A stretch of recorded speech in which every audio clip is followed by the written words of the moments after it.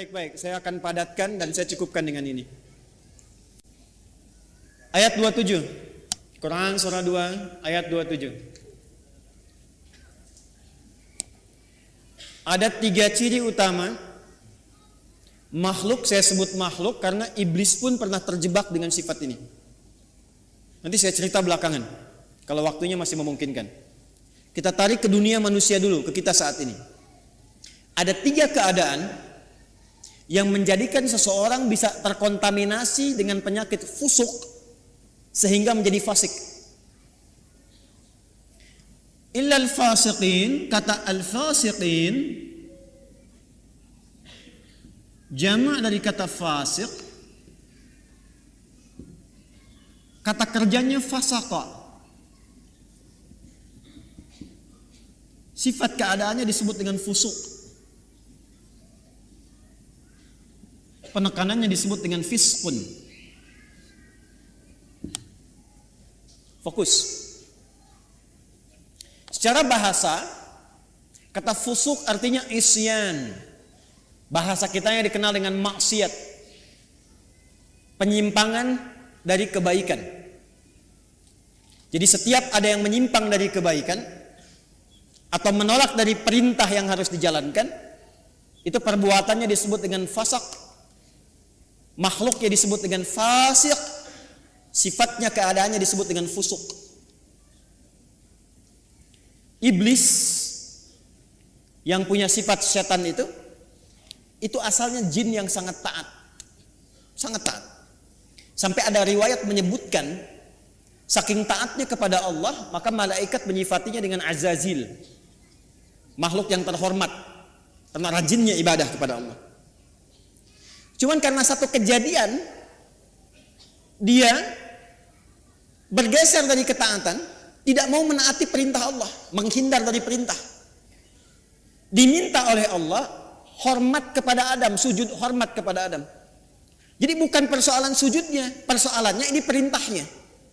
Jadi ketika dia tidak menunaikan perintah, menolak perintah itu dan tidak mau menaati karena maksiat, maka disebut oleh Quran berubah dari taat menjadi fasik. Maka turunlah Quran surah ke-18. Surah Al-Kahf yang biasa kita baca di Jumat itu selain Yasin. Ayat 50. Paling kanan pertengahan. Wa idh qulna lil malaikati isjudu li Adama fasajadu illa iblis. Siapa itu? Kana minal jinni fa fasaqa. Fasaqa an amri rabbih. Asalnya kata Al-Quran, iblis itu dari jin yang sangat taat. Dari mana taunya taat? Karena lawannya fasak ini. Fasak itu lawannya taat. Apa ayuti wa taat. Tapi karena tidak taat pada perintah Allah, tahu dari mana tidak taatnya? Quran surah 7 Al-A'raf ayat 11 sampai 12. Qala ma mana'aka alla tasjuda id amartuk. Hei kamu, kata Allah, kenapa kamu enggak taat ketika aku perintahkan untuk sujud? Apa yang mencegah kamu untuk hormat pada Adam ketika aku perintahkan? Kata Allah, hey iblis, bukan masalah sujudnya, ini perintahku, kenapa enggak mau taat? Maka iblis menjawab, ana khairum minhu, khalaqtani min narin wa khalaqtahu min tin. Aku lebih hebat dibandingkan dengan dia. Kau ciptakan aku dari api, dia dari tanah. Enggak level, yang tinggi hormat ke bawah. Membawa kesombongan kepada diri itu namanya istakbar. Istakbar.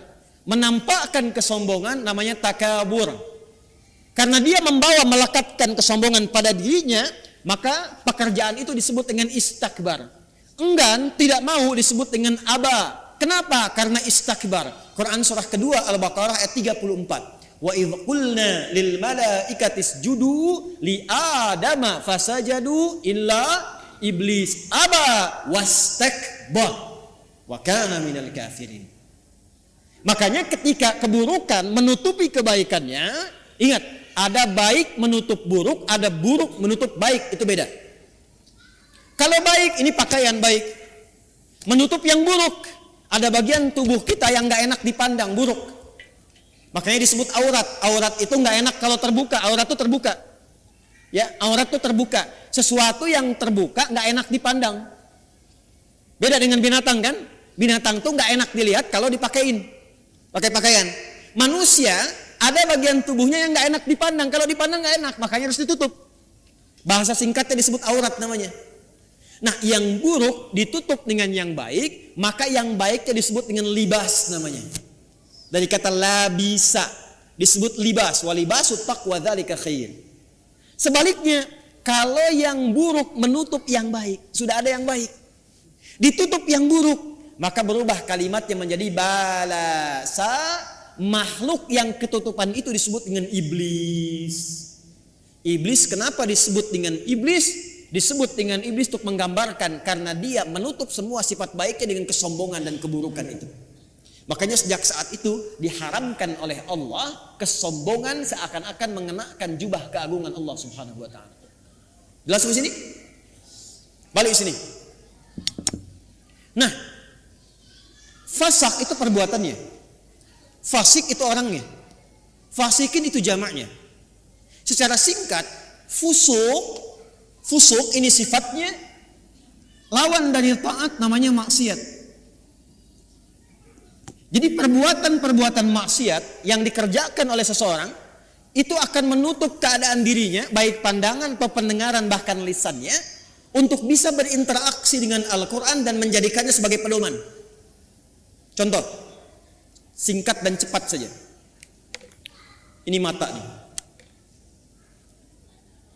Kalau mata ini sering dipakai berbuat maksiat, maka maksiat itu lawannya taat. Jadi kalau maksiatnya naik, taatnya turun. Maka mata ini kalau dialihkan kepada Quran, nanti kalau sering dipakai maksiat untuk lihat Quran saja susah, nggak bisa. Maka alih-alih mendapatkan pedoman dari Quran, untuk lihat pun kadang-kadang nggak mampu. Padahal mushafnya sudah dia kumpulkan. Ada jenisnya dengan tajwid, tajwidnya berwarna. Ada yang jenisnya besar, yang kecil, yang perkata, yang macam-macam. Itu dia koleksi, dia simpan. Tapi anehnya begini, setiap melihat mushaf itu nggak mampu hanya untuk mengambil atau melihatnya saja. Lewat lagi sampai berdebu. Baru ketika ada pengajian datang ke rumah, mama, mana mushaf kita yang ditempel itu di dinding? Ditempel di dinding. Apa tadi lihat? Nah, kalau sehari nggak bisa tuh berinteraksi dengan mushaf, dengan Quran, ambil mushaf yang paling besar, simpan di ruang tengah malam, buka begini, jangan dibaca, tanyakan dulu pada diri kita masing-masing, mengadu ke Allah, ya Allah, maksiat apa yang aku kerjakan di mata ini sehingga tak sanggup melihat Al-Quran sampai detik ini. Telinga, Anda dengar ngaji, dari masjid dengar ada tahrim, anak-anak dengar bacaan Quran, ada pengajian-pengajian, tapi telinganya nggak sanggup dengar. Kok kayaknya nggak enak? Ada yang gelisah, ada yang jenuh, bahkan ada yang anti. Artinya apa? Telinga ini seringkali digunakan untuk mendengar yang salah, maksiat. Quran surah ke-6 misalnya ayat 25, wa fi adhanihim waqra, di telinganya ada sumbatan. Telinganya ada sumbatan. Nah, ada 3 perbuatan besar dari maksiat ini yang kalau dikerjakan itu, dan kita berlindung pada Allah dari 3 perbuatan ini, kalau dikerjakan itu maka secara otomatis dia akan mempengaruhi pelakunya langsung mendapatkan sifat fusuk dan berpotensi menjadi fasik sehingga tak mampu mendapatkan pedoman-pedoman dan petunjuk dalam Al-Quran. Secara cepat, apa saja perbuatannya untuk kita tinggalkan dan kita jauhi? 1, alladzina yanquduna ahdallahi min ba'di mitsaqih. Perhatikan baik-baik. Yang pertama, penyakit ini berpotensi menyerang semua kalangan, karena itu menggunakan kata alladzina. Disebutkan sebanyak 1080 kali dalam Al-Quran, mencakup semua tanpa kecuali. Laki-laki, perempuan, besar, kecil, tua, muda, dan seterusnya. Yang pertama, alladzina yanquduna ahdallahi min ba'di mitsaqih, yaitu orang-orang yang memutuskan atau menyalahi komitmen dengan Allah setelah dia berkomitmen untuk memegang teguh janjinya. Menyalahi komitmen dengan Allah. Komitmen dengan Allah.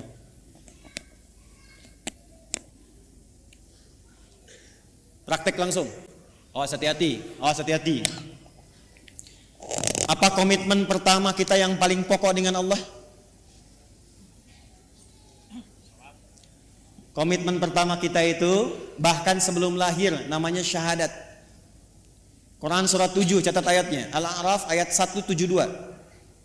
Wa idz akhadha rabbuka min bani adama min dhuhurihim dhurriyyatahum wa asyhadahum ala anfusihim alastu bi rabbikum qalu bala syahidna an taqulu yaumal qiyamati inna kunna an hadza ghafilin. Komitmen pertama kita adalah asyhadu an la ilaha wa asyhadu anna.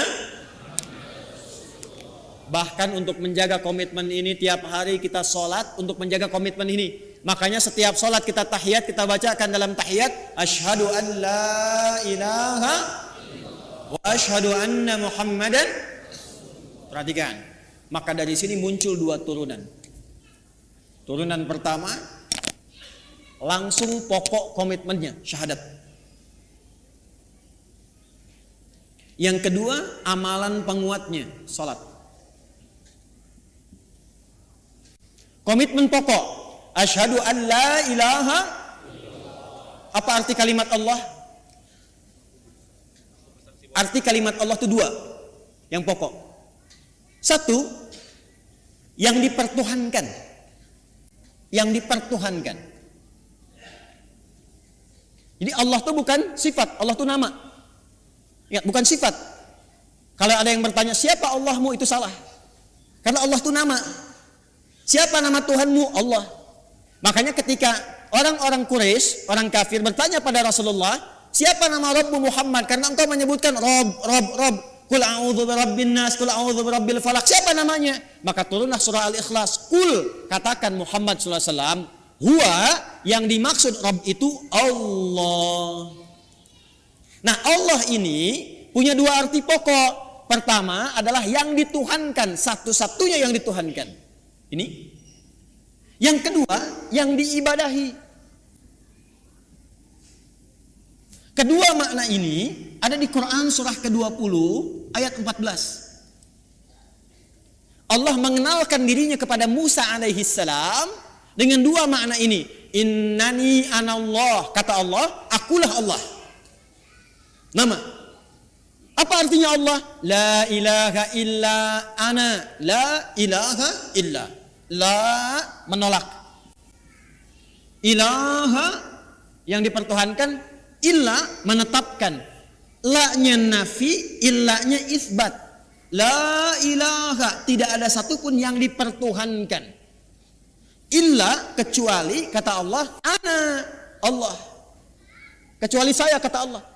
Maka kalau sudah mengatakan Tuhan saya Allah, Anda mengatakan asyhadu an la ilaha illallah, maka komitmennya jangan pernah menuhankan selain Allah. Paham? Saya ulang, jangan pernah menuhankan selain siapa? Ingat, kita menghormati keyakinan orang lain. Dan toleransi tertinggi dalam menghormati itu adalah tidak mencampuri ketuhanan di luar apa yang kita yakini. Karena itulah ayatnya berbunyi lakum dinukum la ikraha. Jangan ganggu, nggak boleh. Hormati saudara kita, yang Kristen, yang Hindu, yang Buddha, yang Konghucu, hormati. Tapi jangan campuri. Karena toleransi terbaik itu tidak mengikutinya. Silahkan masing-masing, jangan ganggu. Nggak boleh merasa terganggu, tapi jangan ikut-ikutan. Nggak usah ikut-ikutan. Toleransi tertinggi dalam akidah itu zero tolerance, supaya saling menghormati. Ya, karena kalau Anda datang ke tempat itu, Anda ingin menghormati tapi ikut-ikutan, itu terjadi sifat munafik nantinya. Ya, di lisan iya, di hati mengingkari. Itu nggak boleh. Islam nggak suka begitu. Antara lisan dengan hati itu harus sama. Ya, jangan sampai, mohon maaf, ya, lisannya berkata, ya ikuti senyum, tapi hatinya mengingkari. Salah sesembahanmu, itu bukan Tuhanmu. Nah, Islam nggak mau begitu. Hormati orang lain, silahkan yakini apa yang Anda yakini. Kalau pengen tahu tentang Islam kami ajarkan, ya, tapi jangan ikut-ikutan dan tidak boleh mengganggu. Itu yang paling indah. Lakum dinukum. Karena itu kalau sudah la ilaha il, asyhadu an la ilaha il, maka tidak boleh mengatakan kalimat ini. Camkan ini. Tuh.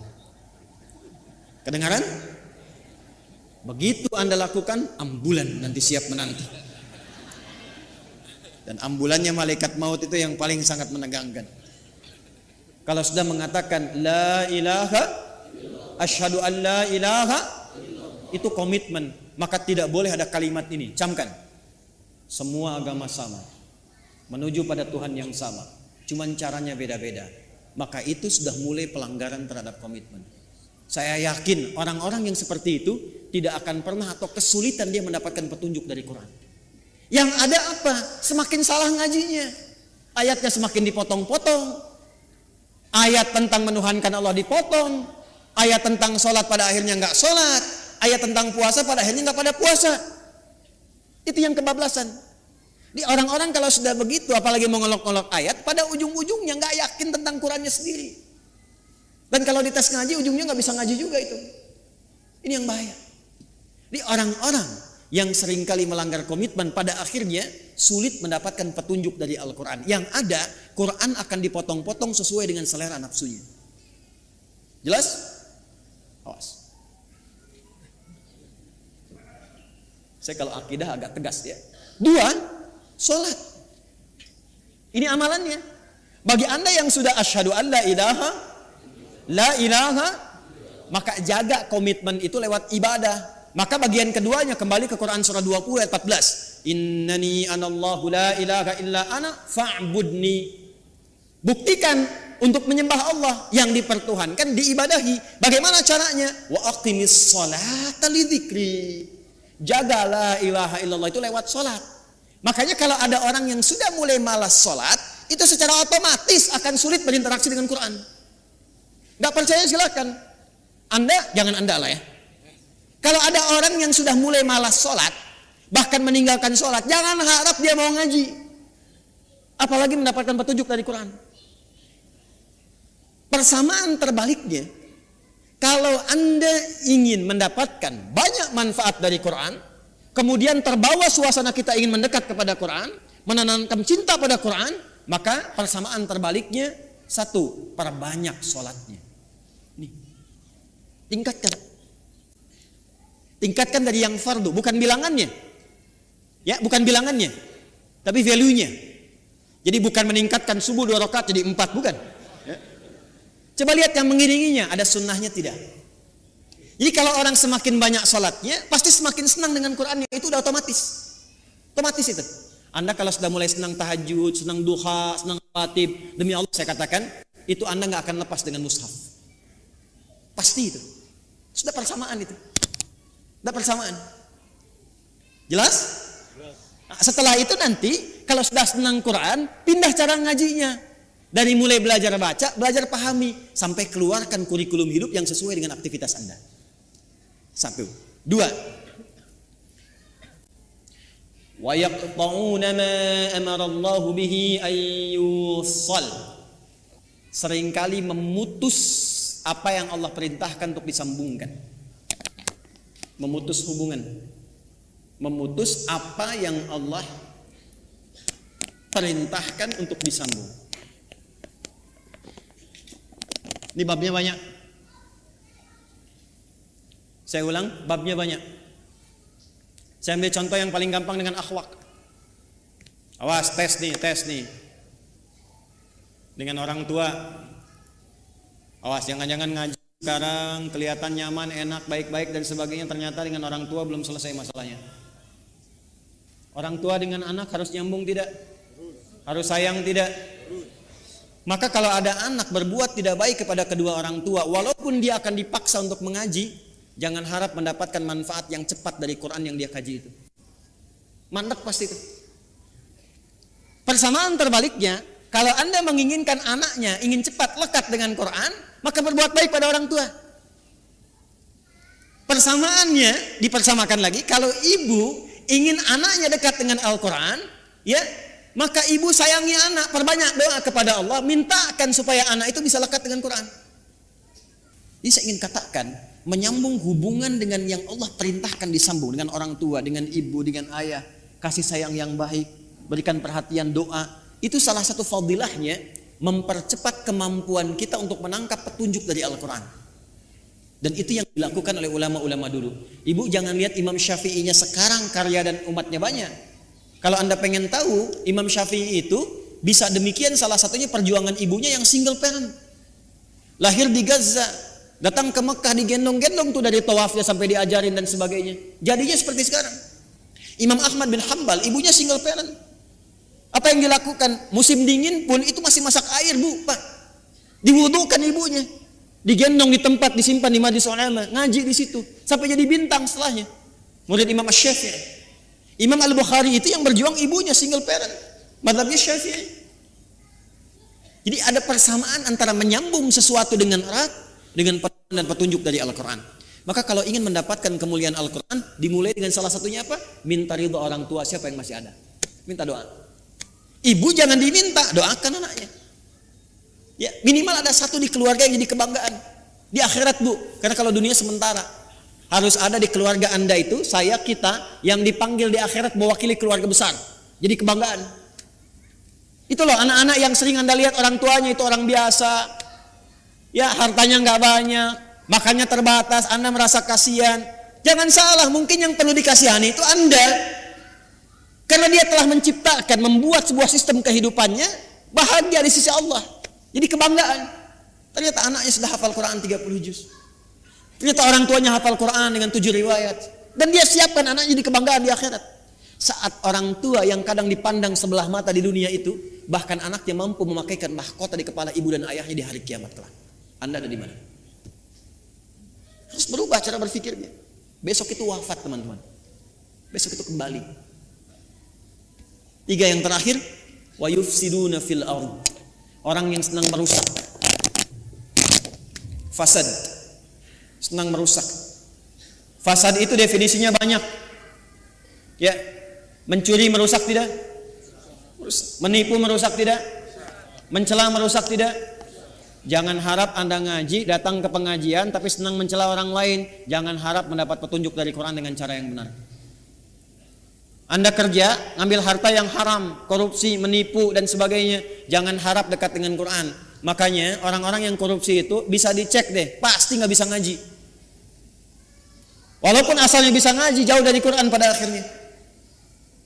Saya di Libya pernah satu majlis dengan salah satu tokoh yang diagungkan oleh kalangan liberal. Namanya Jamal Al-Banna. Jamal Al-Banna ini dulunya itu salah satu yang sangat concern dalam hadis, hafal Quran. Tapi satu kali terjadi perubahan dalam hidupnya, singkatnya dia keluar ke barat. Di barat berubah pandangannya, punya interaksi yang salah, yang keliru, maka pikirannya berubah menjadi liberal. Satu kali ke Libya, ke Tripoli, jadi kami itu punya pelajaran salah satunya Al-Istishraq wa Tansir, gerakan-gerakan orientalis, tokohnya siapa aja. Dahsyatnya kurikulum di sana, kalau sudah belajar nanti tokohnya diundang kalau masih hidup. Jadi kita berdialog, tahu pemikirannya bagaimana. Secara singkat, masih ada videonya sampai sekarang. Gambarnya, fotonya saya masih ada. Itu begitu datang, kita duduk sama menyimak.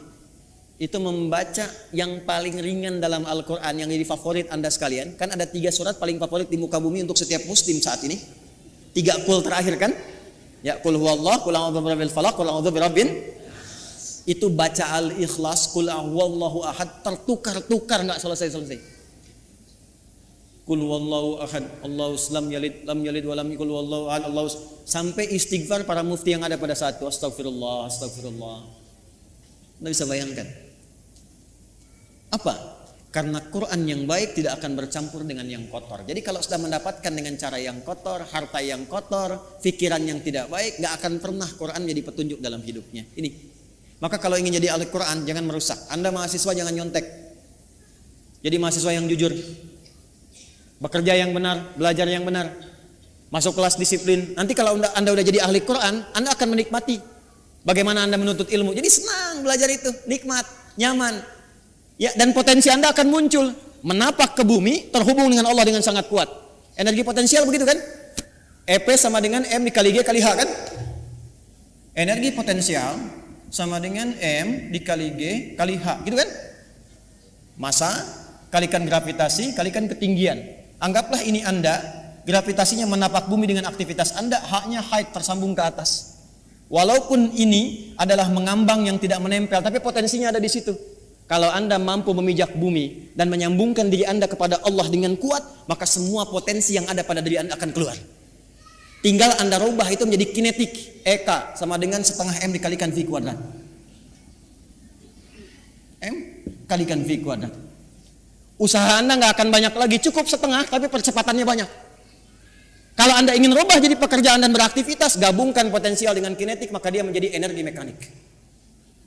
IM sama dengan EP dikalikan EK. Anda fisika belajar nggak sih? Mana yang ITB jurusan fisika? Betul nggak ini? Hah? Betul nggak? Betul kan? Tapi nanti energi itu juga bisa berubah. Mesti ada daya, mesti ada kekuatan, mesti ada waktu. Makanya rumus energi nanti berubah kan ketika masuk ke energi listrik, ya kan? W sama dengan apa rumusnya? P dikalikan T kan? Ini dayanya, kekuatan, ikhtiarnya, waktunya terbatas. Jadi Anda mengeluarkan energi itu, ya itu terbatas waktunya sampai ajalnya tiba. Quran surah 7 ayat 34. Maka manfaatkan waktu sebaik-baiknya, tanamkan jarak dengan kuat, atur kecepatan dan manfaatkan waktu dengan baik. Maka muncullah rumus jarak S sama dengan V dikalikan T. Halo? Saya senang fisika itu. Saya masih senang belajar baca sekarang. Kalau waktu-waktu senggang saya ke toko buku, yang saya beli itu fisika, kimia, modul-modul sekolah gitu, saya pelajari lagi, saya lihat-lihat. Kenapa? Karena Allah mendesain alam semesta ini untuk bisa dibaca dan dikaji, dan pusat kajian itu dasarnya berupa pengetahuan. Allah menetapkan nih, kan fisika itu membaca alam kan? Bagaimana matahari berputar, berotasi, bumi demikian, interaksi awan dan sebagainya sampai di bumi, di laut dan seterusnya. Maka Allah berfirman, inna fi khalqis samawati wal waqtilafil laili wan nahar la ayatil ulul albab. Itu melihat, meriset, menghitung, maka memunculkan ilmu. Nah ilmu ini itu untuk melihat, meriset tadi untuk membuktikan kebenaran Allah. Benar nggak seperti yang Allah firmankan? Makanya orang yang pintar itu tujuan kepintarannya untuk mengenal Allah. Di semakin Anda pintar fisika, pintar kimia, pintar matematika, pintar biologi, semakin Anda mengenal Allah. Jadi kalau Anda jadi pakar di bidangnya tapi nggak kenal Allah, Anda masih bodoh. Catat tuh. Ngapain pintar-pintar nggak kenal Tuhan? Ya, kalau cuma untuk dunia, maaf, jangankan yang beriman, yang belum beriman pun bisa melakukan itu. Tapi ayat ini disusun untuk mendekatkan diri kita dengan Sang Pencipta, sehingga ketika pulang Anda punya kebanggaan insya Allah. Jelas di sini? Halo, jelas? Maka hati-hati dengan unsur-unsur fusuk yang bisa menyebabkan fasik. Ada 3 maksiat utama. Masih ingat satu apa? Melanggar komitmen utama dengan Allah. Apa komitmen yang paling pokok? Asyhadu an la ilaha illallah. Baik, wa asyhadu anna. Bagaimana cara menjaganya dalam bab apa? Salat. Semakin tingkatkan salat, semakin cepat kita mendapatkan cahaya Al-Quran.